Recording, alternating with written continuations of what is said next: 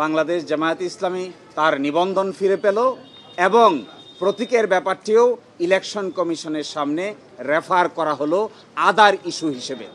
Politically motivated PIL বা রাজনৈতিক উদ্দেশ্যে দায়েরকৃত মামলার মাধ্যমে জামায়াতের নিবন্ধন কেড়ে নেওয়া হয়েছিল। আজকের এই রায়ের মাধ্যমে বহুদলীয় গণতান্ত্রিক এবং অংশগ্রহণমূলক সংসদ প্রাপ্তি নিশ্চিত হলো। আমরা আশা করি এই রায়ের পরে বাংলাদেশে সঠিক নির্বাচনের মাধ্যমে প্রাণবন্ত সংসদ গঠিত হবে।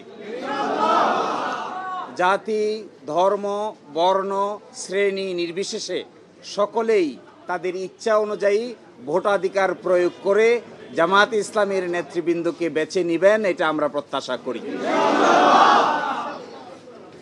এবং আমরা এটাও প্রত্যাশা করি বাংলাদেশের আগামী সংসদে ইন্টারেস্টিং এবং কনস্ট্রাকটিভ বিতর্ক হবে, যার মাধ্যমে ডেমোক্রেসি একটি স্থায়ী রূপ লাভ করবে।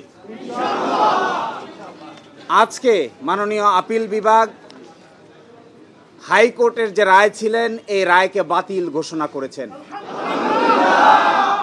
এবং ইলেকশন কমিশনকে নির্দেশনা দিয়েছেন বাংলাদেশ জামায়াতে ইসলামীর রেজিস্ট্রেশন এবং অন্য যে সকল ইস্যু ইলেকশন কমিশনের সামনে আছে বা আসবে সেগুলো যেন দ্রুতই নিষ্পত্তি করেন।